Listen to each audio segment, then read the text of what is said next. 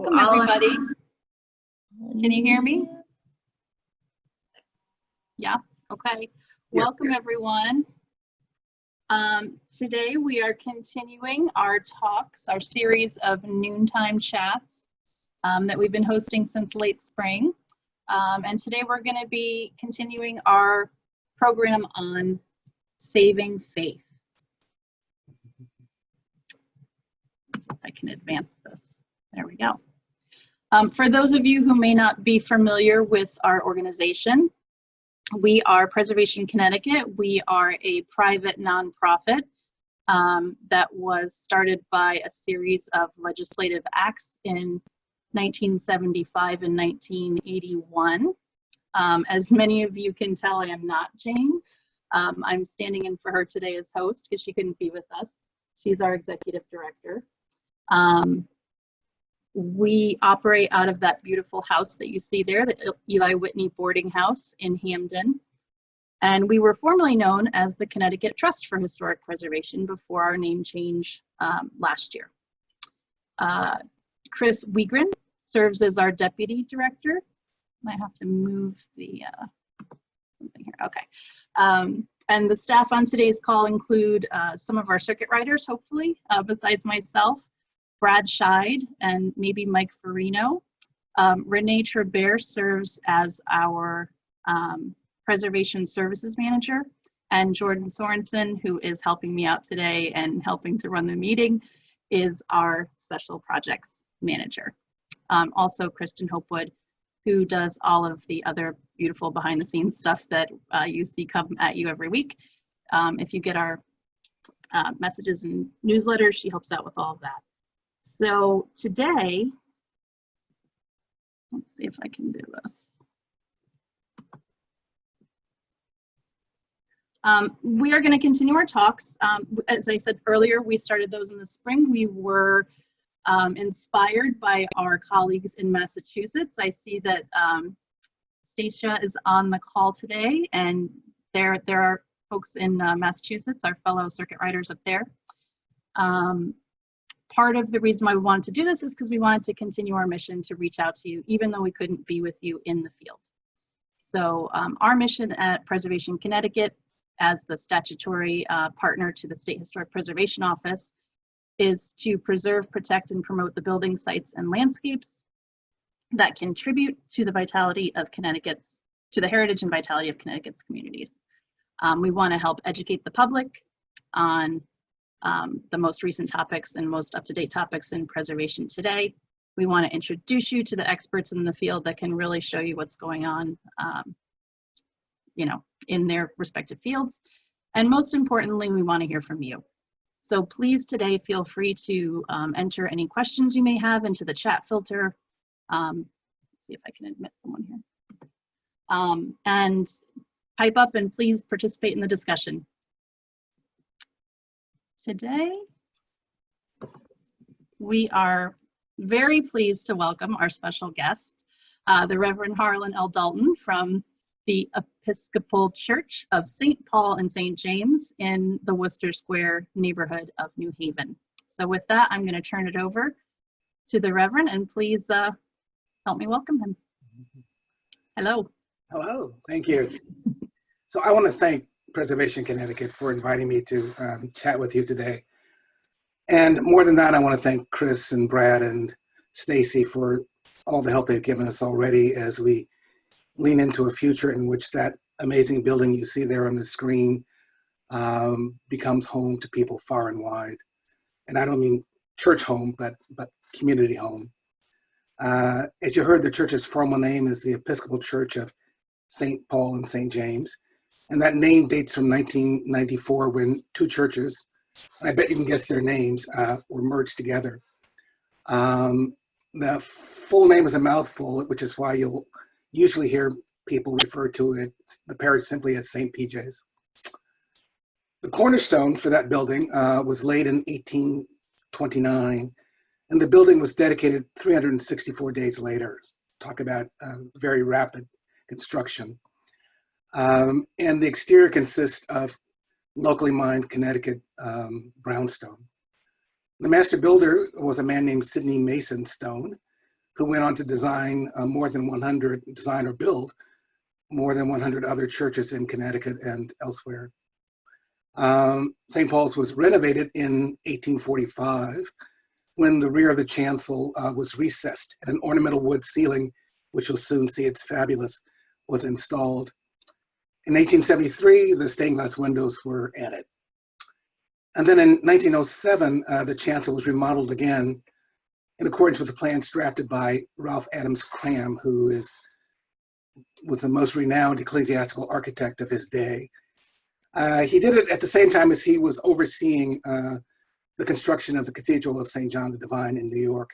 So he was quite busy.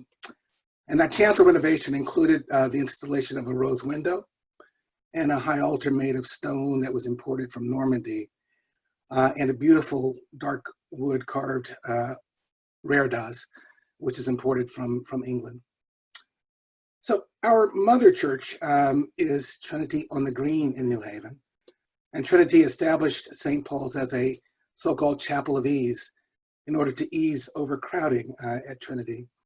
And this new church was sited half a mile from the New Haven Green, which at the time was out on the edge of town in a new township where the captains of industry had begun to build mansions.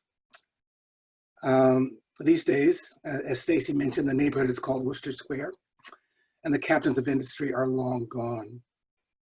These days, the congregation at St. PJ's is quite diverse, or as I prefer to say, we are a multi-everything congregation.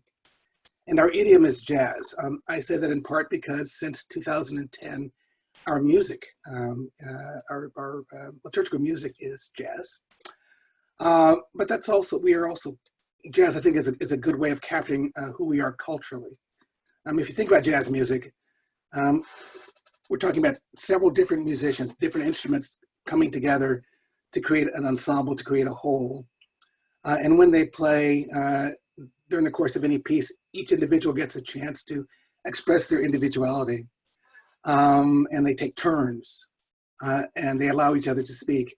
And then they come together, and when they come together, the whole is even more glorious than it was before. So that's what we aspire to be and to do. The great Miles Davis, jazz trumpeter and band leader, once said, I don't care if a dude is purple and has green breath, as long as he can swing. And Miles also said, it's not the note that you play that's wrong, it's the note you play afterwards that makes it right or wrong. And like Miles Davis, we believe in redemption. So with that, let's go to the next slide.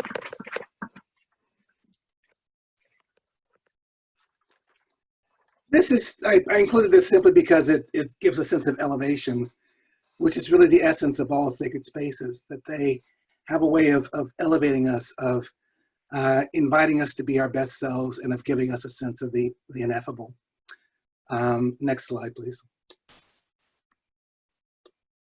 This is actually the east side of the church. It's kind of a funky picture, but I'm doing this as kind of a shorthand. First of all, you notice there's a tower missing. There's one tower, and then there's this sort of little chunky thing on the right. There initially were two wooden towers. They burned down. The church rebuilt a second in stone and somehow never got around to the first. So it's like a one-eyed, one-horned, flying purple people eater, to go back to a 1960s song. The main reason I'm showing you this, though, is to give you a sense of the fact that this is really three buildings combined. So you can see the church with the tower. Coming out toward us in the picture is the chapel where the tree is. And then to the left, you can barely see the red door? So through that door and to the left is another building, roughly the same size as this church, which is the parish hall. And they are all joined so that when you're inside, you can move easily from one to another. Okay, next slide, please. This is the interior of the church, just to give you a sense of facing the chancel. You can see the recessed chancel that I talked about, and the reredos and the carved high altar. We'll get a closer look sooner. It pretty much looks like that today, except that the red carpet has been removed, much to the delight of musicians everywhere. The acoustics in this place are fabulous. We had a visit just before the pandemic set in from the chair of the music, of the dean of the music school at Yale. And he just kept like clicking his fingers and just doing other things to sort of capture the acoustics, and was in awe, as is every musician who steps foot into the space. And it would be a crime if we did not use this space as a music venue available to all. Next slide, please. There's that carved rare dust that I mentioned, and the Normandy stone altar designed by Ralph Adams Cram. Next slide, please. This is a picture of the altar as it appeared in my ordination in 2003, and I have no reason for putting it there other than that I'm a rank sentimentalist. I suppose I could claim so you can see some of the detail of the rare dust, but aren't the poinsettias grand? Okay, next. This is a view looking from the chancel back toward the back of the church. I say back, although the doors you see there in the middle are the front doors. In other words, people enter through those doors into the frame, walking straight toward us. You'll notice that stone item there in front of the doors. That's a baptismal font. And so as people enter the church, they pass by that, and they are subliminally reminded of their baptismal vows. You'll also notice that sort of wooden structure that's in the back of the church, a rood screen basically. Beneath it is cabinetry, and that cabinetry is a columbarium. It's a place for holding the ashes of people who have passed from this world to the next. And so again, as people enter the church, they are subliminally reminded that they are being joined and supported by a communion of saints. And if you look up, you see the pipes, the organ pipes. They're actually quite beautiful. Below them is a console from a lovely antique tracker organ circa 1875. And then behind the pipes is the business end of the organ. Okay, next, please. A view from the balcony. And the main reason I have this slide is so you can get a glimpse of that magnificent carved wood ceiling, and also those wonderful pendant light fixtures. Next, please. This is the chapel, the front of the chapel. It also was designed by Ralph Adams Cram and built in 1927. And that triptych in front is awesome. It was painted by Hildreth Mayer, who is a muralist, obviously, and an architect, and was the first woman appointed to the New York City Art Commission. Okay, next slide. So all is not quite as beautiful as the slides I've been showing you. So all I want to say here is deferred maintenance. Two words that are familiar to anybody who is blessed with the opportunity to be the steward of a magnificent old building such as this. As recently as 1900, the parish had, I think, 1,500 members, 500 children in Sunday school, 50 Sunday school teachers, 6 librarians. Today, now that Christianity, that religious worship is no longer culturally mandatory, and Christianity is no longer ascendant, which I think in general is a good thing. I mean, we're a much more a diverse country. But our mainstream churches have we've all experienced the loss of membership, and we average 50 people on a Sunday. And so it's a tall order to be able to maintain this amazing building, but we're committed to doing it. Okay, so actually I'm gonna hold off on that slide. Actually I don't, no, let's go to it. You're right, you're absolutely right. Thanks, Stacey. I want to describe what goes on inside the building. So we're gonna start with the basement. So this is, you see Loaves and Fishes is a feeding program, a food pantry and clothing pantry that was begun by the parish some 40 years ago and continues to this day. it now is its own independent 501c3 organization that's still very much tied to the parish. And this is clearly post-pandemic. The gentleman on the right may not be modeling the best mask wearing technique, but you see they're filling bags. Prior to the pandemic, and hopefully beginning again soon, people would be inside and having a sense of community. There would be a piano playing, people would be chatting, drinking coffee, eating pastries, and then being invited to come forward and have a bag filled with food, and they get to pick what goes into the food, into the bag. So they basically shop. Same with clothes. They're just off to the side behind those partitions. There are clothes that are on racks and tables sized appropriately, and people get to shop for clothes. This is all moved outside for the time being, and you see people packing bags. While we're on this slide, this same space is shared not only by Loaves and Fishes, but also by Sunrise Cafe, which is a program that provides breakfast 5 days a week, Monday through Friday, to anybody who needs it. And the same space is also used by several 12-step programs, again, 5 days a week at noontime. The floor you're looking at doesn't look like much, but it's a sprung dance floor. And in the past has been home to the Connecticut Ballet School and the New Haven Ballet School. It's been home to capoeira, which is a Brazilian martial arts form. And most recently, until the pandemic, was used by a flamenco dance troupe. So this is very much a multi-use space. Next slide, please. This is the alcove of our commercial kitchen. At least one of the people in this picture is on the call, I noticed. And this is Loaves and Fishes using the kitchen, I believe. But the kitchen is also used by Sunrise Cafe, of course, to prepare breakfast. It's also used by Sanctuary Kitchen, which is a program of City Seed Incorporated. Sanctuary Kitchen consists of refugee and immigrant women mostly, who prepare dishes from their native countries in the kitchen and then sell them at markets, small markets and outdoor markets around the area, and also to places like Yale. The kitchen also, as of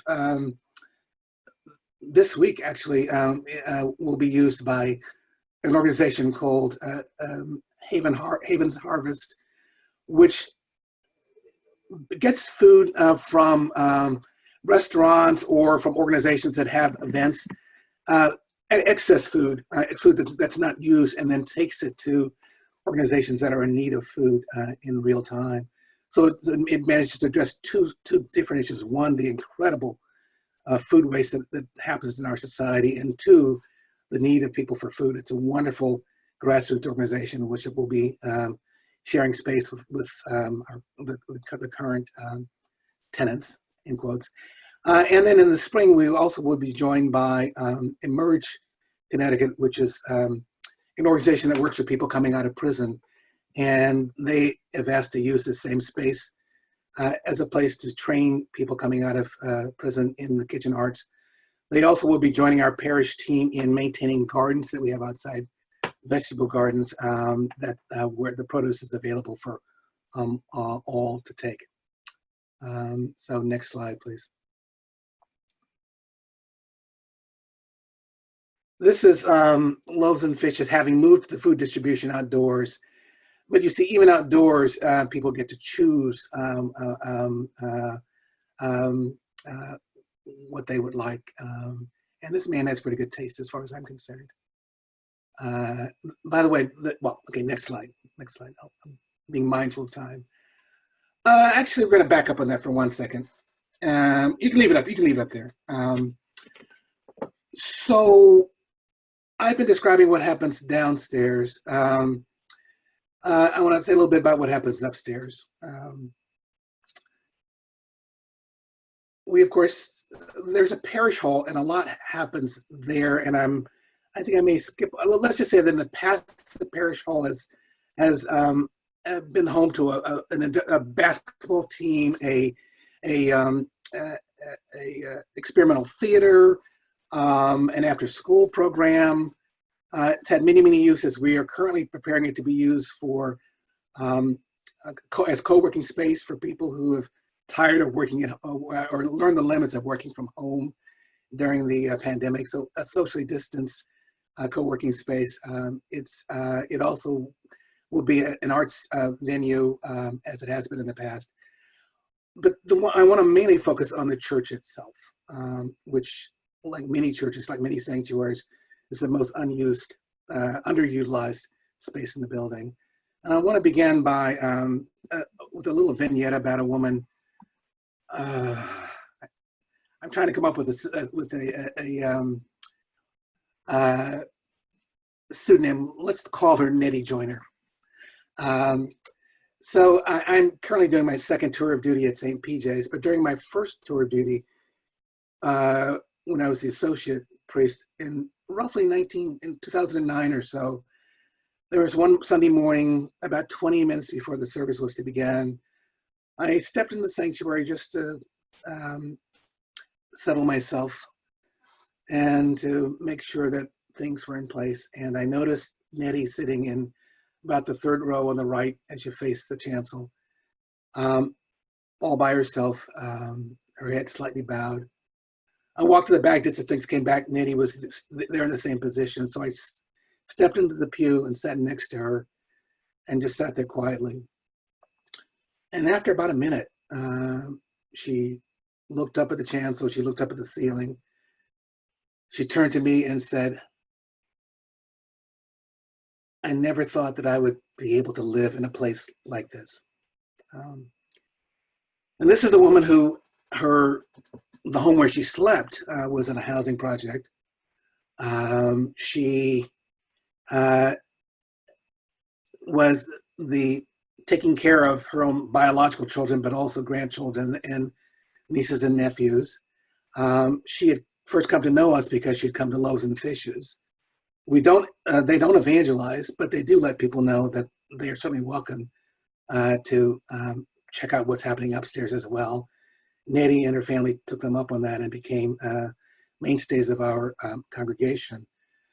And I tell you this story because it captures what I believe to be a very central truth, which is that architectural beauty, gracious, sacred spaces belong to everybody. They work for everybody. They elevate everybody. The trick is, of course, that we need to invite everybody to enter in and to make them feel welcome when they do. And so that is central to what it is that we are completely dedicated to doing as we go forward.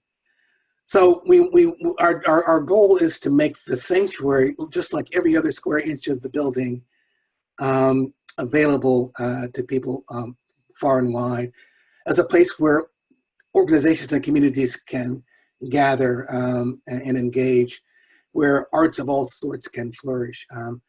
Basically, we imagine the sanctuary and the church as a whole as a modern day town square, or another way of thinking about it is a community of communities.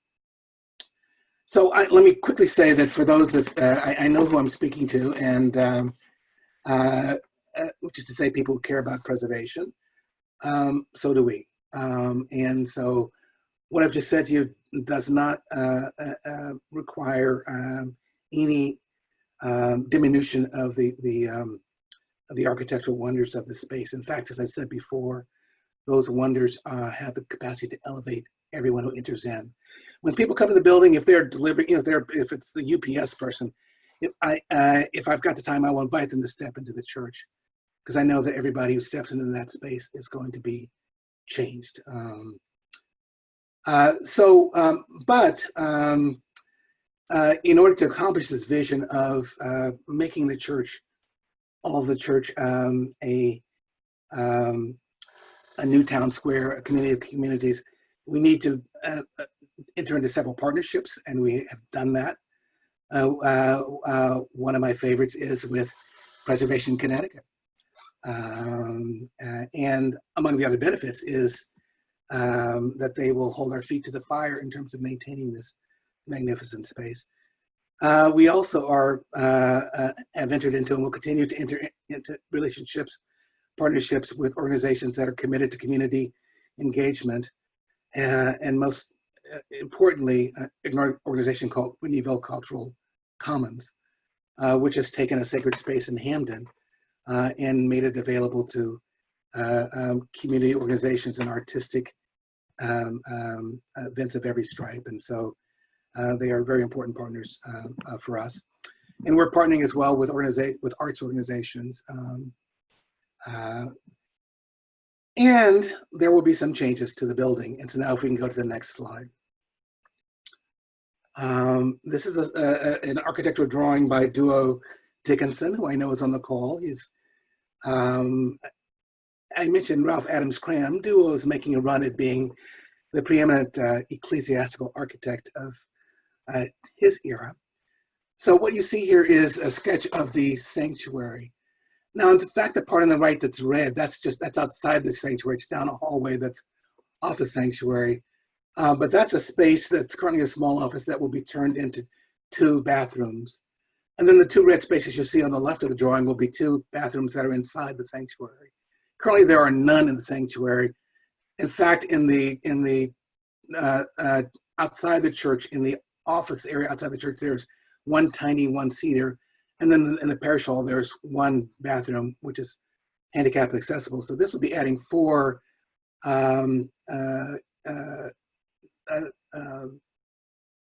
multi-sex, I'm not sure, gender irrelevant, handicap accessible bathrooms, 2 in the church and 2 just down the hall from the church, which will serve both the church and the parish hall.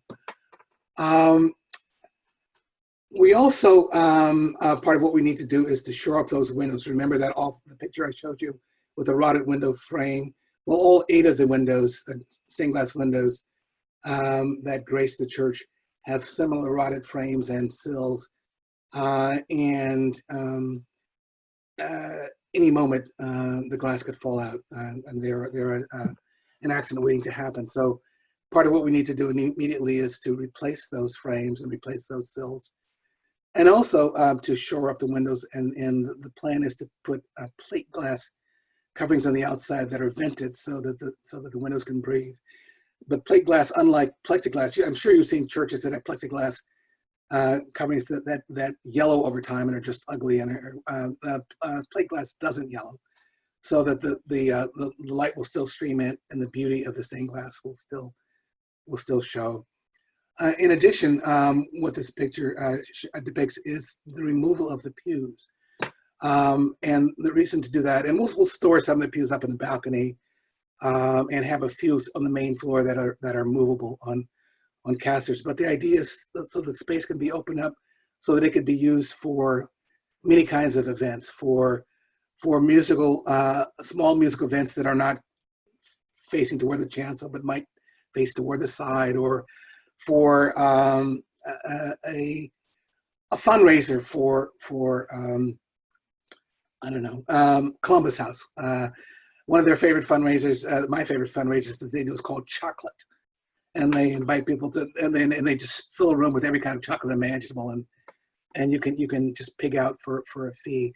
I can totally imagine that event taking place in this space. So the idea of removing the pews is to make the space utterly flexible. Community meetings can happen there.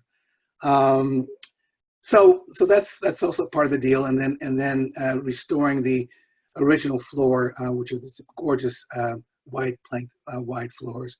And then the boxes you see along the top and bottom would be storage areas for chairs, and the storage areas would be made from the very same wood that the pews are made, the actual pew wood. Similarly, the bathrooms in the back, the parts of the bathrooms that face into the church would be made from wood that would be reclaimed from the pews that are going to be removed. So I think I've talked long enough, and I'm really quite interested to hear what the rest of you have to say. Well, thank you very much for your telling us everything that's going on at St. PJ's. I, for one, can attest to the fact that when I walked in there, I was moved incredibly. It's a beautiful place. The chapel is stunning, and it's really a very special place. So I encourage all of you to take a visit if you haven't been there already. We did get one question that I can bring up. It's really posed to everyone because some of you may be in the same position as Reverend Harlon. And I think, how do you prioritize the needs of the church? You know, how do you prioritize the repairs that are needed? You know, all of the changes that need to happen to keep it functioning in a reasonable way? Yeah, that's a great question. For example, we have several estimates for actually restoring the stained glass windows at prices ranging from $500,000 to $1 million per window. We'd love to do it, but that can't be our priority. I think for most spaces, the one priority is the envelope. When water starts coming in, everything is lost. So that's Sure. Another priority is safety. So when Stacy and Chris and came and visited. Yeah. Brad, yeah.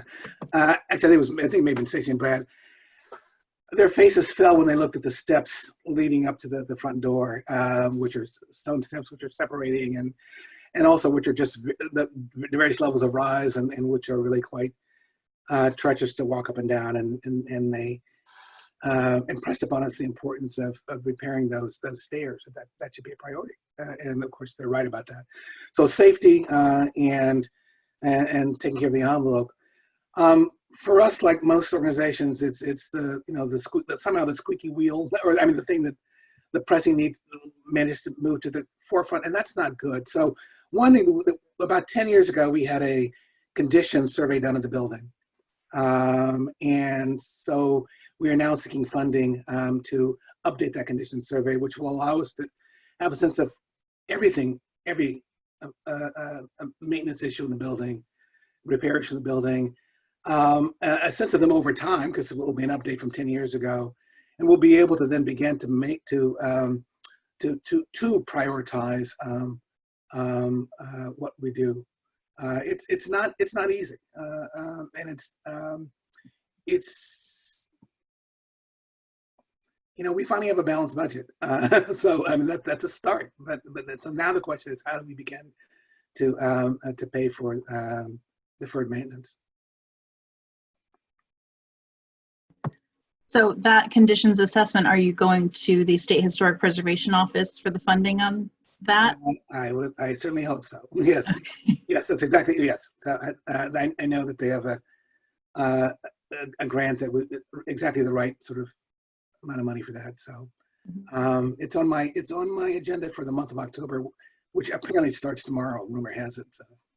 Yeah, scarily enough. Now, also, the question of accessibility is a big one. And we did receive a question about that. Balancing the accessibility with the historic character of the space, it seems like you've come up with a reasonable solution here.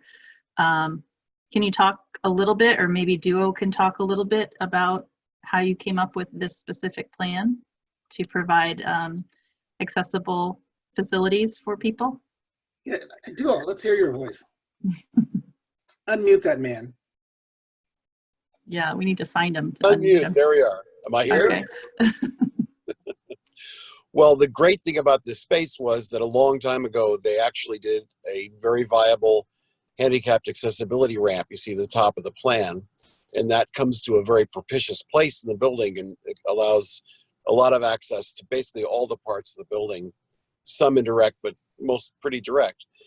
But the one thing that is not addressed in this are accessible bathrooms. And we struggled with the idea that if we wanted to make this a performance space, we really had to provide for bathrooms that were easy to get to and on grade and all the rest. And the two little bathrooms you see that face into the narthex to the far left of the plan are perfectly great places for able people to go, but we wanted to make them small and inobtrusive and almost like cabinets in terms of what they look like to the main space. But then all the way to the right, at the lower right, you see this space, which actually has some natural light, strangely enough. And it is actually within the envelope of the building itself with no wall changes. We can put in 2 ADA compliant bathrooms. And that allows for on-grade bathroom accessibility all around.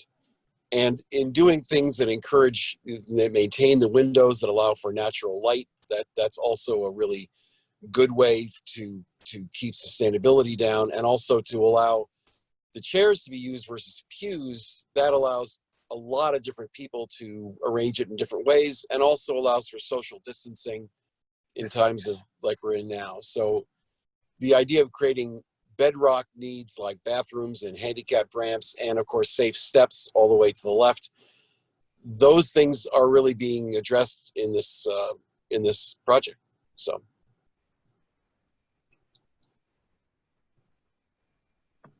That's great. Thank you for that. So I'd like to open it up to the audience here. Does anyone have any questions for anyone?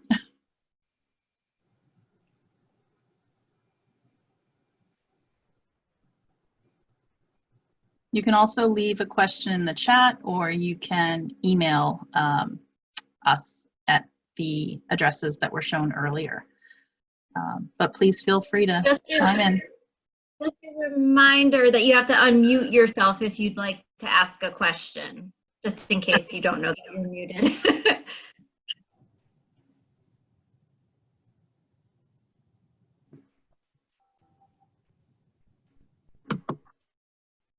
Well, I do have another question. I had one sort of queued up, but it's changed a bit because I didn't realize this was your second stint at St. PJ's. So given everything that's sort of going on in our crazy world, how has it been different? It must be a very different experience this time around.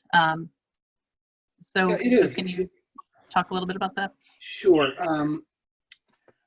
I think the main, so I first served, so let me just say that I came to St. PJ's in 1983, long before I ever imagined being ordained. I came as a member in the pews.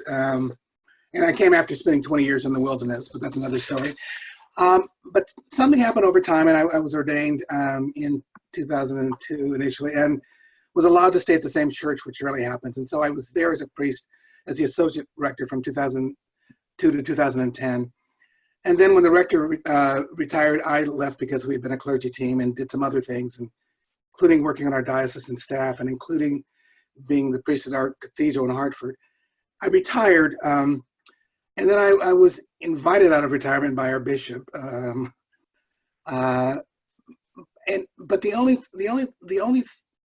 he made an offer, which was the only offer that would have enticed me, which was to come back to St. PJ's and to be part of an effort to do exactly what we're talking about. So, but the big difference is that between the time I left in 2010 and the time I returned in 2018, the congregation had been through really 2 decades of trying to grapple with the reality that it's a small congregation in a massive old building, and with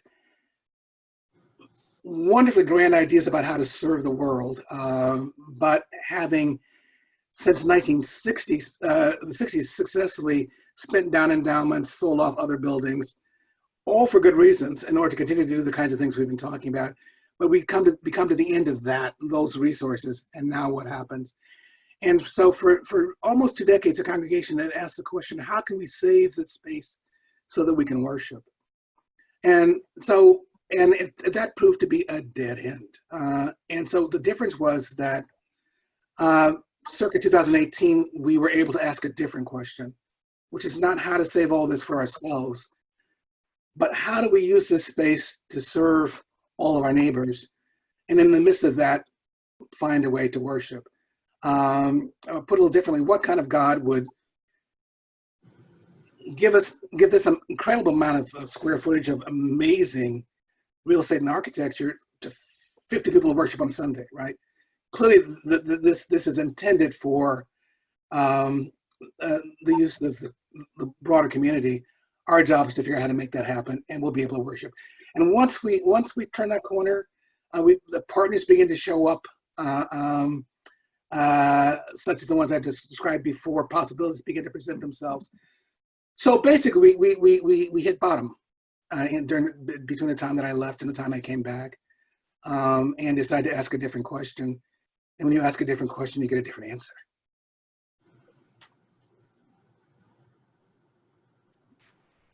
I think a lot of people who are in charge of buildings like yours are ready to ask that different question because they feel they need to. So I think this will help inspire them to see that they might get a different answer.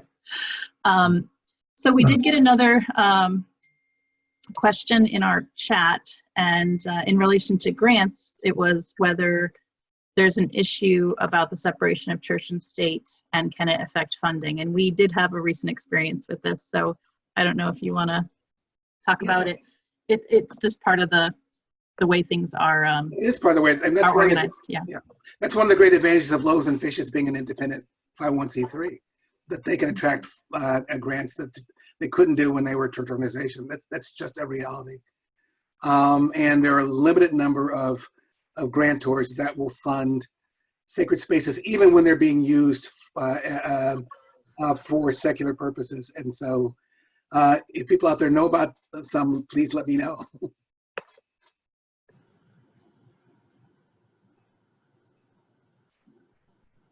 And specifically, to answer Judy, your question, if there's anything with state funds related to iconography, religious symbolism, and that type of thing, the state certainly would fund the step repair that Reverend Harlon is talking about, the Reverend's talking about. But it's not going to fund the repair of the windows or the window frames because they are iconographic. So that's a great example. Even though there's a safety issue, we're not actually improving the iconography. We're trying to keep the windows from falling out, but because they are religious iconography, the state won't fund those. Right. And that's just, that's not a choice that the people who are administering the program make. It's just, it's a long-standing way of doing things in our state. So anyone else have any questions? Stacy? Yes. Yeah, this is Andy. I just had a quick question. Reverend, I'm very impressed with the way you're able to leverage that space for the community. I think it's very creative, and again, I'm very impressed. I did have a question though. When you're talking about the pews, I kind of lost the plot a little bit. So okay. I guess the plan's to clear out the pews, you're going to store some, and then are you going to, did you say you're going to recycle the wood from some, or what? Yeah, in fact, Duo, why don't you jump in here? Am I on? Yes. Yes. Duo. Oh, You're on. Well, the bottom line is that the worst thing you can do is to throw something away or I think detach it from where it was created. So right now we're renovating the Episcopal Cathedral up at Christ Church in Hartford, and we're reusing pew parts that were created not when the church was created, but sometime in the late 19th century. And here, these are also like second generation pews, and they're all in components. So pew ends are of beautiful detail, and we can reconfigure those to make those bathroom walls you see there. And the pew actual seating and maybe the backs is a wonderful, simple, plain wood that maybe we can actually use those to create those storage bins that you see in between the windows. The idea is that if you do it intentionally and thoughtfully, it looks like a recreation, not like a wood butchery. And so we would always be saving pews as icons of the past for future study and also just for the history of the building. So there'd always be pews that were saved as reference points, but there'd also be reuse of materials, which is a great tradition in church architecture. of reusing components that are no longer viable in their original form, so that when people walk in, not only will they be walking through that wonderful baptismal font and columbarium, they'd also be walking between these two recreations of pews and then seeing at the sides the actual embodiment of the pews and the things that keep the chairs and lights and other things that make a theatrical space invisible for the people that are there when those things are not out into the worship space itself. Okay, thank you. So, but there will be some examples of the pews that will be. Without question. Yep. Okay. Without question. How many pews are you thinking about recycling, if you will, for lack of a better word? Yes, repurposing. Yeah. Yeah. So how many would that be? Would that be, I have no idea what numbers you're talking about. Just out of I wouldn't be curiosity. surprised if we had 4 or 6 pews on wheels that could be moved around, and a similar number of pews that are saved. Okay. And then the rest would be sort of recreated, taken apart, and then rebuilt in these configurations. I see. Okay, thank you.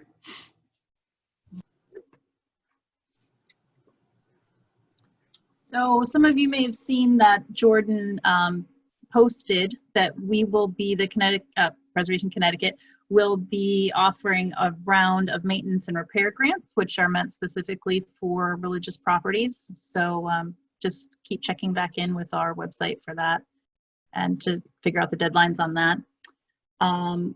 Anyone else have any questions?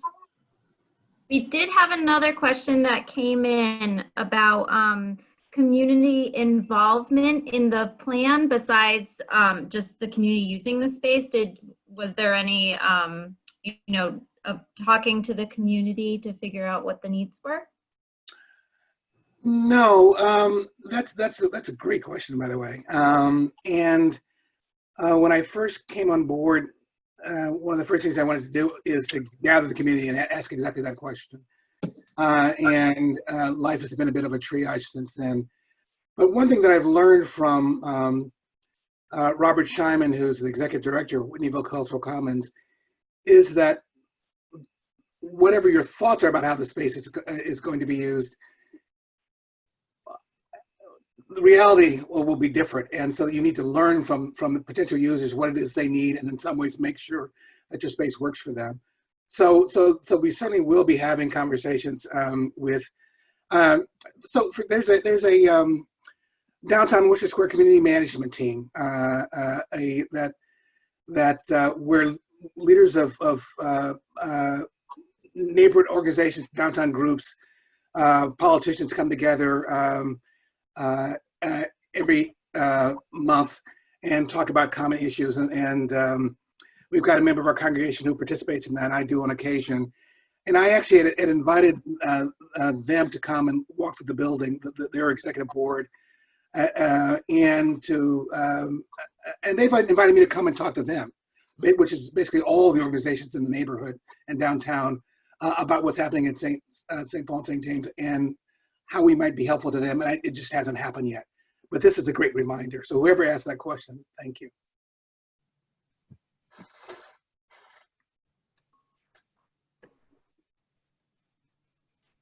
Anyone else?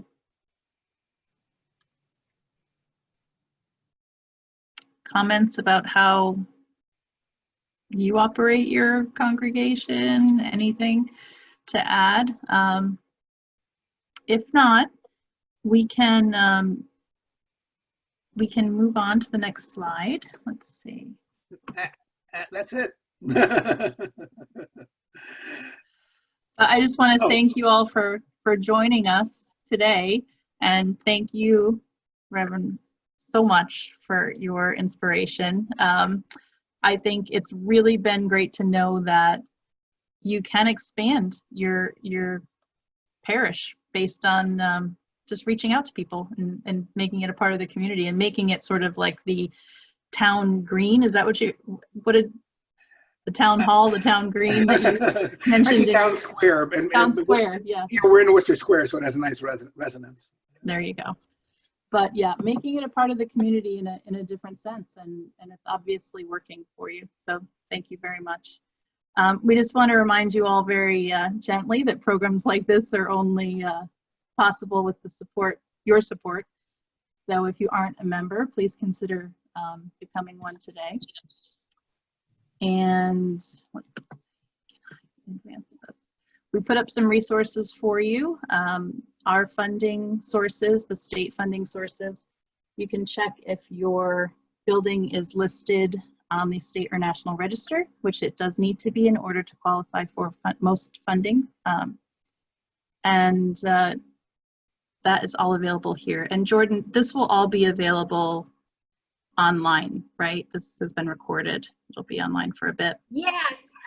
So we're recording these and they're all available on our YouTube page. And I think the easiest way to get to our YouTube page is going to our website, preservationct.org, and just scrolling to the bottom. And there's a button there for our YouTube site. So great, thank you. So next week, we will be sharing with you all a success story, the Montgomery Mill in Windsor Locks.